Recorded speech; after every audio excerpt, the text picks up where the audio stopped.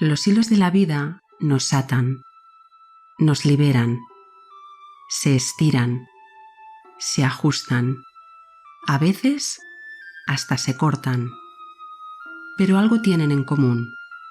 Se conectan a través de preguntas que interesan a todos los seres humanos. Estas 6 mujeres se propusieron hacer un tejido con los enigmas del ser y la infinita cantidad de respuestas a estos interrogantes. Te invitamos a escuchar conversaciones profundas y conmovedoras de expertas en desarrollo humano. Puntada a puntada, descubrirás de qué hilos estás hecho y cómo salir de tu propio laberinto.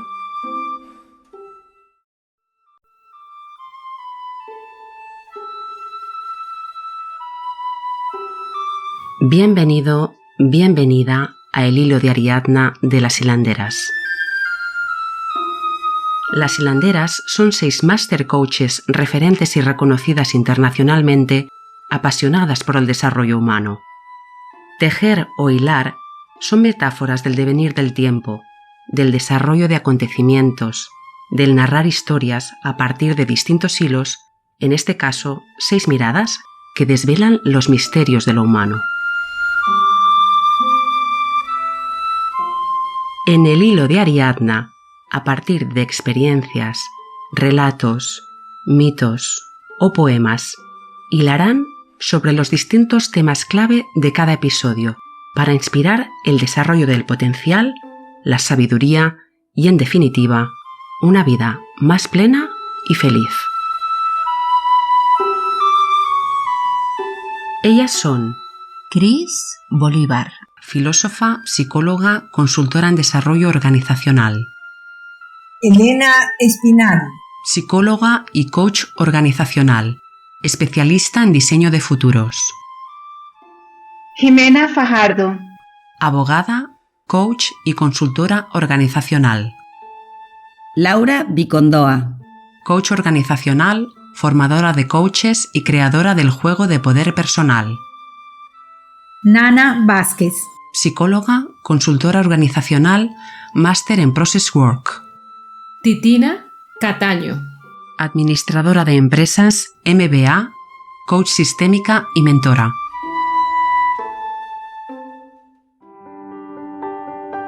Esta temporada de El Hilo de Ariadna es un podcast producido por Las Hilanderas.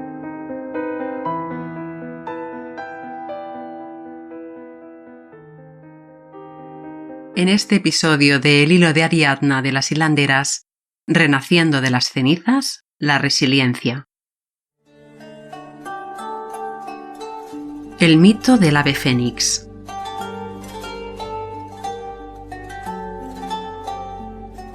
El ave fénix es un pájaro de fuego que se eleva desde las cenizas de su propia destrucción.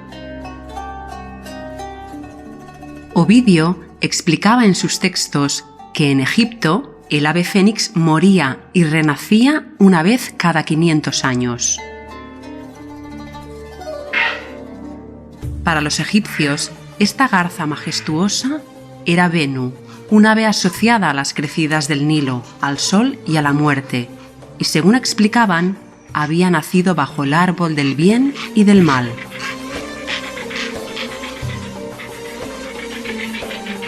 Esta criatura fantástica entendía que era necesario renovarse cada cierto tiempo para adquirir mayor sabiduría.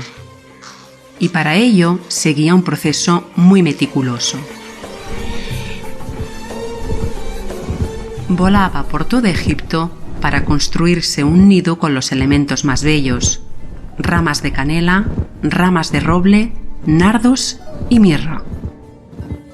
Después, acomodado en su nido, entonaba una de las melodías más hermosas que los egipcios habían escuchado jamás, para seguidamente dejar que las llamas lo consumieran por completo. 3 días más tarde, el ave fénix renacía lleno de fuerza y poder. A continuación, cogía su nido y lo dejaba en Heliópolis, en el Templo del Sol, para iniciar así un nuevo ciclo con el que ofrecer inspiración al pueblo de Egipto. Es tanta la admiración que provocaba el ave fénix que hasta se dijo que sus lágrimas eran curativas, sanadoras. Y es que en el fuego, desde el que se eleva, está el poder de destruir para construir, para renacer eternamente de las propias cenizas, emergiendo una y otra vez con una sabiduría infinita. El ave fénix simboliza la capacidad de renovarnos y trascender nuestro dolor para transformarnos en personas mucho más fuertes, valientes, sabias y luminosas.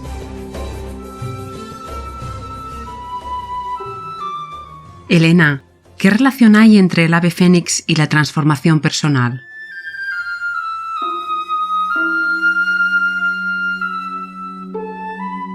Creo que todos hemos decidido perder las plumas en algún momento. Y si no lo hemos decidido, nos pasó. Yo creo que hay una gran diferencia entre el dolor, que es físico, y el sufrimiento, que tiene que ver con el esperar, el tener la expectativa que las cosas tienen que ser de una determinada manera. Y la vida se encarga de mostrarte que las cosas pueden ser de la manera que quieran.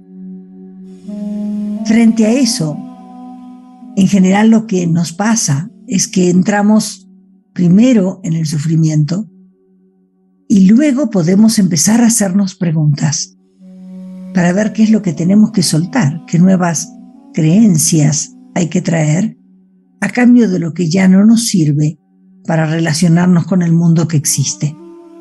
Claro que no es un trabajo sencillo. Al ave fénix no le resulta fácil, pero nos permite volver a surgir. Y estas imágenes no solo están, por ejemplo, entre los griegos y los egipcios. Los hindúes, en su mitología, reconocen 3 grandes dioses. Brahma, el dios que ha tenido 4 cabezas y que se ocupa de crear el universo. Vishnu, el que tiene 4 brazos para preservar el universo.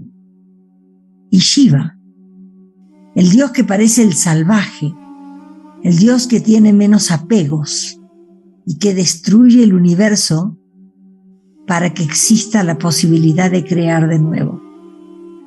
Si nosotros pudiéramos cambiar nuestra interpretación y en vez de entender que cada uno de esos que interpretamos como golpes de la vida nos llevan a un lugar de recrearnos y de reiniciar, creo que estaríamos comprendiendo mucho mejor el tema de la resiliencia.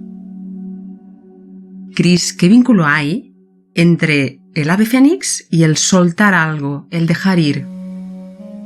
Yo creo que es fundamental, pero creo que también hay que entenderlo muy bien, porque a veces pensamos que hay algo malo que hay que soltar, o intentamos mitigar el dolor intentando sacar de nuestra vida eso que creemos que nos ha producido el dolor, o pensamos que somos más fuertes y hemos crecido porque hemos excluido cosas, hemos tenido el valor de excluir cosas, como si todo estuviera fuera de nosotros. El ave fénix nos trae que todo está dentro de nosotros y es una transmutación. Todo lo que hay está bien, es perfecto. Lo que hacemos es transmutar, es como en la alquimia. Es esta purificación donde eso que ya está lo recolocamos desde otro sitio. Le quitamos la distorsión, la confusión, la ignorancia. Nos recolocamos para ver las cosas, es decir, como dirían en sánscrito, se trata de viveka, se trata de discernir, se trata de darnos cuenta de qué es lo real y lo que no para soltar eso que no es real. Pero eso necesita de un proceso importante de crecimiento personal que nos lleva a esta mirada más sabia y a esta liberación que sería moksha en sánscrito, que es la liberación del ser. el ave fénix lo que hace es purificarse, transmutarse, o lo que sería lo mismo, el símbolo de la metamorfosis, para poder liberar el ser que ya somos. ¿Cuál es la primera señal que nos dice que estamos yendo por un camino que no es el camino? El dolor. Por eso es crecer a través del dolor, la resiliencia, donde lo que hacemos es, o lo que nos conviene entender, es un camino que no termina nunca de recreación permanente del ser. Laura, retomando lo que nos comenta Cris, ¿qué papel ocupa la resiliencia en el mito del ave fénix y qué es la resiliencia? Bueno, yo creo que la resiliencia es nuestra capacidad de sobreponernos a aquellas situaciones dolorosas en nuestras vidas o que juzgamos dolorosas en nuestras vidas. El hecho de que seguimos adelante y de que estamos aquí y de que seguimos vivos es la prueba de nuestra resiliencia. Como seres humanos estamos expuestos a eso solo por el hecho de estar vivos. Y si volvemos al mito del ave fénix, el ave fénix para poder renacer tiene que quemarse primero.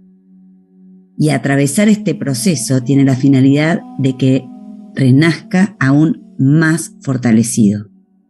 En el fondo, cada vez que atravesamos un proceso doloroso en nuestra vida, anhelamos salir de ahí lo antes posible. Anhelamos que pase rápido. Anhelamos tener los recursos para poder sobreponernos a él. En ese momento es como querer tomar de la mano a la esperanza para poder atravesar o que nos guíe a través del dolor. Creo que el dolor no va a discriminar. Lo que podemos hacer es elegir la forma en la que nos vamos a relacionar con él. Podemos elegir las maneras de actuar y de pensar que nos sirvan para ser resilientes. Y una vez más, la receta es personal. Pero a lo mejor empezar por ciertas preguntas. Por ejemplo, ¿quiénes somos cuando somos resilientes? ¿O quiénes somos cuando estamos lidiando con el dolor? ¿Quiénes somos cuando nos sobreponemos a ese dolor? ¿En quiénes nos convertimos? Y un poco volver al comienzo de nuestra temporada, volviendo al episodio de identidad. ¿Qué historia nos contamos y qué historia empezamos a forjar una vez que nos sobrepusimos a estos momentos en quienes nos convertimos? Titina, ¿qué nos puedes comentar de la reconstrucción del nido del ave fénix y qué significado tiene? Quedarse en el nido tiene que ver con estar con nosotros mismos para encontrar ese espacio de renovación y así poder trascender para volvernos más fuertes, más valientes, más sabios e incluso más luminosos. Es un proceso de renovación porque al quedarnos resguardados por un tiempo, podemos empezar ese proceso de renovación de una mejor manera. Finalmente, cuando somos resilientes, estamos viviendo un proceso en el que nos desprendemos de muchas cosas, quizás de costumbres o de recuerdos que nos causaron dolor, porque debemos liberar ese pasado. En la medida en que lo hacemos, vamos a estar más preparados para construir ese nido con lo que realmente es valioso para nosotros y que nos pueda sostener para seguir adelante, para podernos reponer después de esos momentos difíciles que hemos vivido y así abrirnos a nuevas posibilidades, abrirnos a lo que sería una nueva forma de vivir, con mucha aceptación acerca de lo que nos sucedió. Y también en ese nido debe rescatarse todo lo positivo que queda de la experiencia. Eso es con lo que podemos construir nuestro nido. Son las partes que nos permiten salir adelante a emprender un nuevo vuelo. Nana, ¿es doloroso renovarse, reponerse, transformarse, emprender ese nuevo vuelo? Por supuesto que sí, es doloroso, no es fácil, a veces más, a veces menos, pero es parte del proceso de desapego, de pérdida, de dejar atrás aquello que ya no es suficiente o que ya no nos sirve. Y qué tanto es el sufrimiento también depende de qué tanto preparamos ese nido, qué tanto nos preparamos a nosotros mismos. A través de muchas cosas que hemos hablado acá, conocer quiénes somos verdaderamente, de trabajar en sí mismos y reconocer cuándo es difícil exponerse, cuáles son nuestros miedos, cómo nos acercamos más hacia el amor. De esa manera vamos construyendo ese nido y entre más acogedor sea, pues más fácil va a ser cruzar por ese sufrimiento. No podría decir que lo haga mayor o menor, pero sí nos hace más fuertes para estar en el momento de la quema. Nos da más recursos internos, como decía Laura. A medida que vamos pasando por esas experiencias, vamos recogiendo más aromas y más recursos de donde tolerar ese sufrimiento. Y Jimena, ¿cómo conectar con esas fortalezas que nos permiten volver a volar? Me encanta tu pregunta, Aurora, porque así como todas hemos dicho que la resiliencia es esa capacidad de reinventarnos y de extraer del dolor y de la pérdida o de las crisis de la vida aprendizajes, que es un caminar que a veces hacemos solos. El armar ese nido, como decía Titi, para reconocer en qué nos hemos hecho fuertes gracias a esa situación o a esa experiencia, qué herramientas hemos usado para salir adelante, de alguna manera nos ayudan a ese proceso de reinventarnos. Para mí la resiliencia es una competencia muy especial. Yo diría que es una competencia que viene de una fuerza misteriosa espiritual y que puede superar quizás más allá de nuestras capacidades humanas, pero como decía Lau también, nos conecta con la esperanza de que al final las cosas van a estar bien, de que estamos aprendiendo, de que estamos creciendo. Y como lo decía Cris, en ese proceso de transmutación, en esa metamorfosis que hacemos, evidentemente duele, claro que duele. O como le sucede a las serpientes cuando van a renovar su piel, que pasan entre dos piedritas para extraer esa piel y que salga la piel nueva.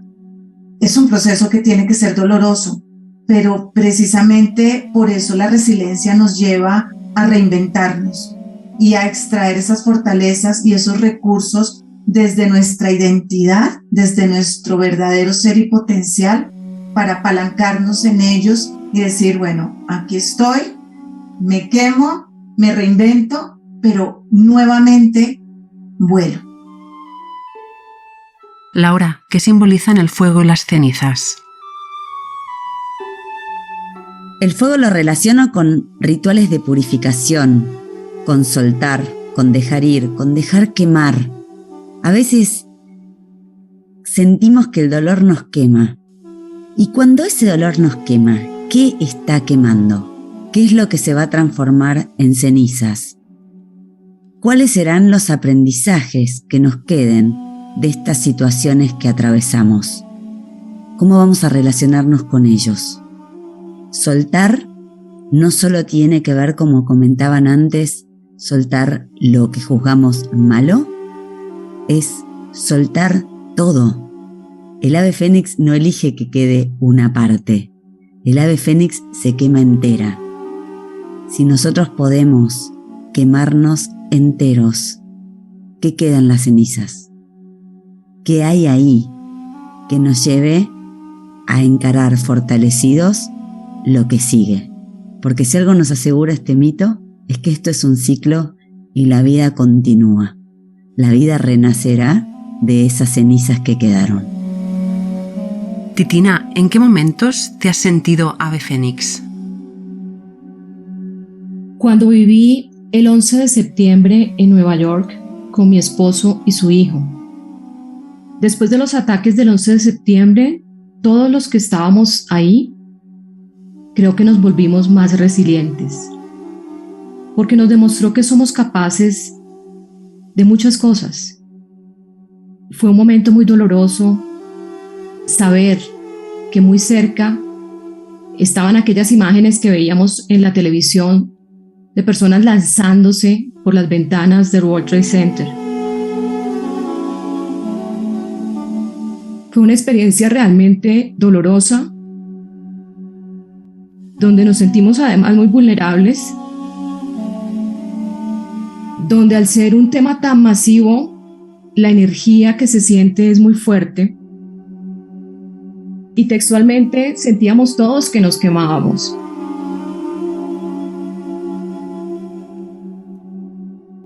Estábamos impactados y entristecidos, también enojados, pero también determinados a salir adelante. Fue una experiencia que nos cuestionó muchísimo. Yo, por ejemplo, pensé que el país se iba a ir en guerra. Y mi madre había ido a visitarme y pensaba, yo necesito que ella salga de este país. Si yo me quedo, no importa, estoy dispuesta a vivir lo que me toca. Pero me afanaba mucho que ella viviera esa experiencia. Entonces realmente adquirimos todas las herramientas que tuvimos que adquirir para salir de ese evento de la mejor manera y acompañarnos entre todos, porque unidos éramos mucho más fuertes. Cris, ¿cómo nos acompaña este ave fénix, no solo en momentos tan impactantes como el relatado por Titina, sino a lo largo de nuestra vida? Sí, yo creo que lo que ha contado Titina, estas experiencias especialmente dramáticas que todos vivimos, aunque no haya hechos así, ¿no?, en nuestro entorno, sino que puede ser una ruptura de pareja, puede ser la pérdida de un trabajo, y para nosotros puede ser absolutamente dramático también. Todo eso, para poderlo vivir y trascender, tiene que ver con la fuerza a través del amor, como ya hemos dicho a lo largo de muchos episodios. Aunque la señal para crecer se da desde el dolor, y por muy dramático que sea el hecho, otra vez y de nuevo es una interpretación del hecho. Puede pasar algo muy grave y vivirlo de una forma fluida, por así decir, o podemos vivirlo de forma dramática y encallarnos en el duelo y que se abran todos nuestros miedos, dolor, sufrimiento, etc. Entonces, otra vez, ¿desde dónde lo vivimos? Si nosotros lo vivimos desde el amor, desde la aceptación profunda, desde el trascender todo ese dolor que al principio sentimos que es nuestro, que está en conexión con nuestra herida y con nuestra mirada y con nuestro aprendizaje y con nuestra vida y con nuestra historia, cuando lo aprendemos a vivir desde ahí, no hay realmente dolor. Y lo importante es que esto va a suceder muchas veces en nuestra vida. Es el Oroboro, es el renacer una y otra vez de estas dificultades, aprendiendo cada vez cosas nuevas desde el amor. Elena, ¿cómo inspirarnos, cómo ser creativos, cómo confiar en este proceso continuo de transformación? Es hermosa tu pregunta, porque hoy mucha gente confunde resiliencia con decir no pasa nada, con hacerse el fuerte y salir adelante. Lo vemos en muchas empresas, lo vemos en las empresas después de los grandes recortes de personal. Y alguna vez me pasó trabajando en una empresa que se me ocurrió llevar unos muñequitos para jugar en la sesión, que era todo un grupo de recursos humanos, y una niña que además no tenía un puesto muy alto. Con los muñequitos que sobraron se quedó poniéndolos en filita, todos acostados. Entonces le pregunté qué eran esos muñecos. Me dijo, no, son los que sobraron. Y de golpe se le llenaron los ojos de lágrimas y me dijo, son los muertos. Son aquellos que se fueron y que ya no se los nombra más. son aquellos de los que no podemos recordar ni la diferencia que hicieron ni en nuestra vida ni en la empresa. Entonces, a mí me gustaría traerlo, porque la resiliencia no solamente tiene que ver con lo personal, tiene que ver con los grupos humanos, con las empresas, con los países, con el mundo.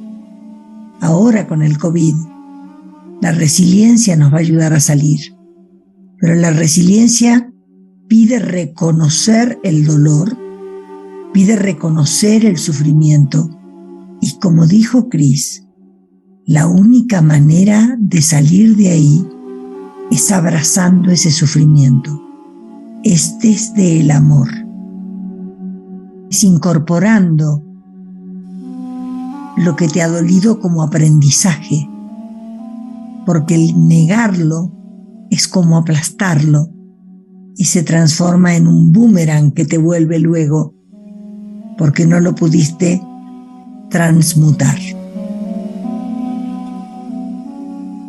Jimena, ¿y qué importantes son estas lágrimas de las que nos habló Elena? Guau, Aurora, qué pregunta. Las lágrimas son vitales y fundamentales en nuestra vida porque nos sanan. La vida está hecha de pérdidas y de ganancias, de amores y desengaños. Y finalmente la resiliencia y el poder curativo de las lágrimas nos ayudan a sobrellevar la vida, a decirnos, estás vivo, por eso lloras, porque estás sintiendo dolor, porque finalmente estás expresando a través de estas lágrimas sanadoras lo que te está aconteciendo internamente. Por eso son tan importantes las lágrimas. Y a veces nos negamos el llorar, porque como veíamos en un episodio anterior en el poder de la vulnerabilidad, expresar llanto como que no era de valientes. Pues la buena noticia es que llorar es de valientes, para curarnos de lo que nos está pasando con ese dolor que nos acontece. Y aquí traigo una película que me encanta, que es La vida es bella de Roberto Benigni, donde en ese amor infinito y a pesar del dolor que estaba viviendo, cómo usaba todos sus recursos creativos para mostrarle a su hijo en un campo de concentración que a pesar del dolor que vivas, la vida es bella. Nana, a veces nos cuesta ver que cuando perdemos, también ganamos.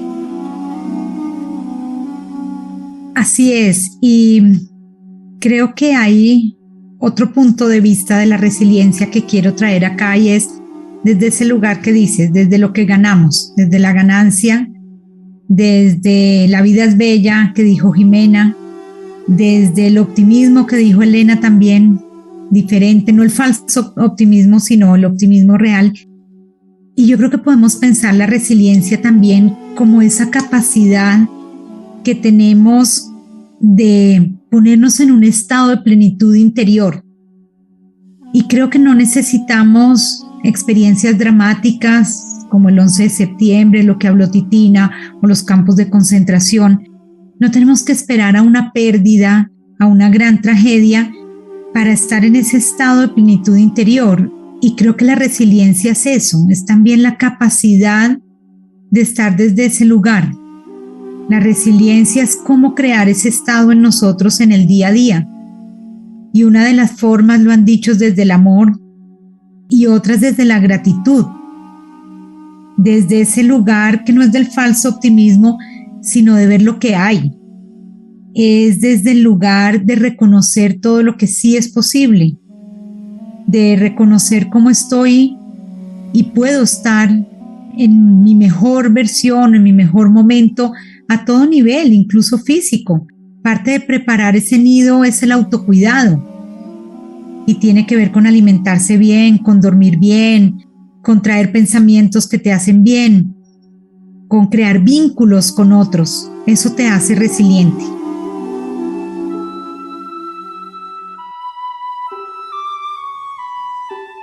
Y para acabar, muchos oyentes se preguntarán, ¿cómo puedo realmente ser resiliente y levantarme cada vez que me caigo.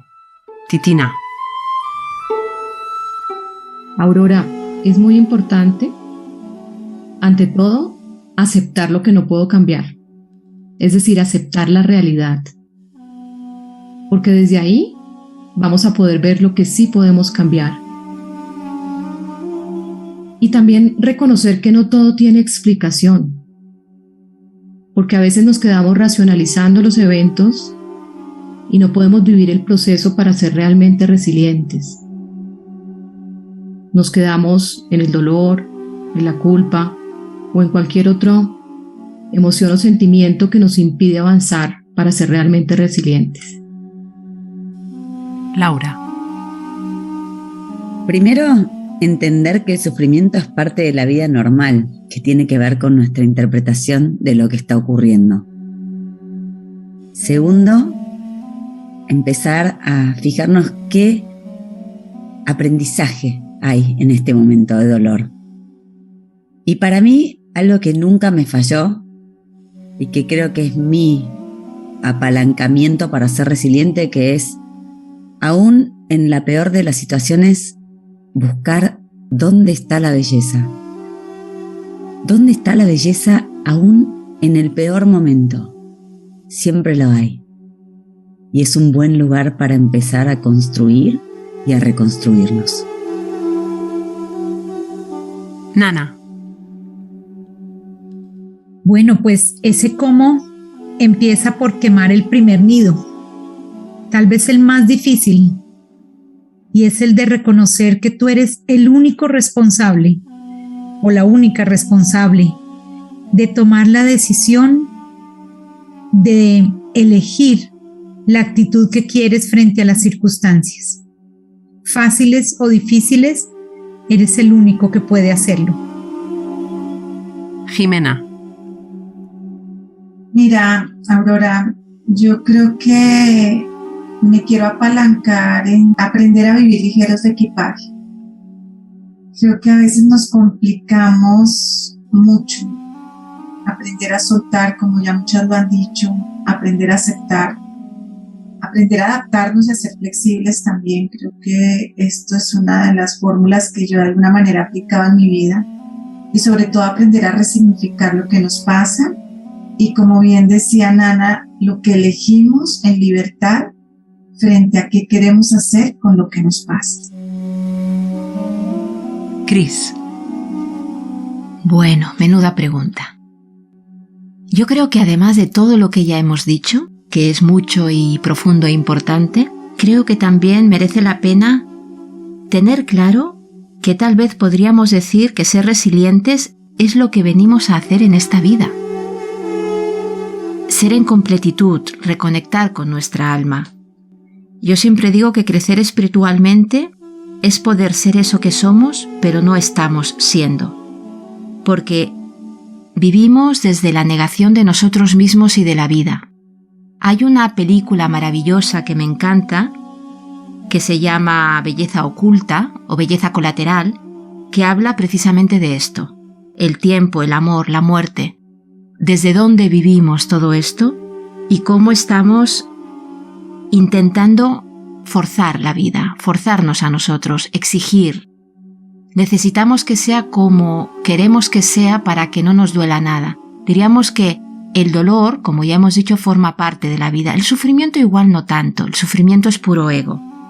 Así que, ¿cómo permitirnos ser y aceptar la vida? Elena. Ya sé por qué pertenezco a este grupo.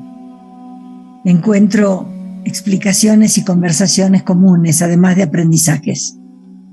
Pero quiero retomar lo de Cris y retomar lo de Laura y unirlo, igual que cuando bordamos, con algo que hablamos cuando hicimos el capítulo del miedo, en donde hablé de Adriano y de morir con los ojos abiertos.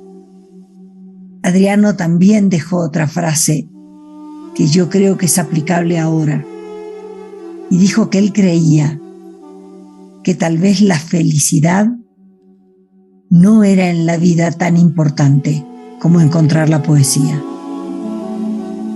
Y creo que tiene que ver con que a veces creemos que en la vida todo tienen que ser momentos de alegría, sin entender que tienen que ser momentos de vivir intensamente, y que la poesía tiene que ver con encontrar, aún en aquello que no sea de alto sufrimiento o doloroso, la belleza que trae.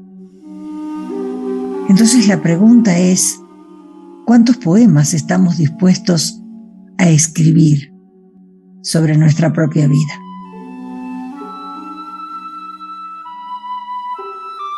Muchísimas y muchísimas gracias a todas.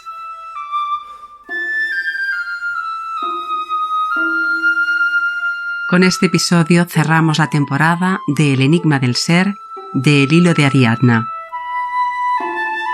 Durante 6 episodios, las hilanderas nos han acompañado en un viaje interior a través del mito de Ariadna, de la identidad, de la vulnerabilidad, del miedo, del amor y de la compasión y de la resiliencia. Deseamos que te haya sido útil y te esperamos en la próxima temporada. Gracias por acompañarnos.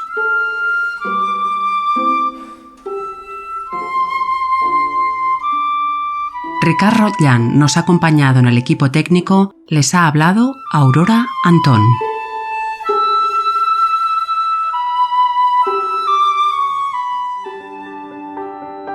Esta temporada de El Hilo de Ariadna es un podcast producido por Las Hilanderas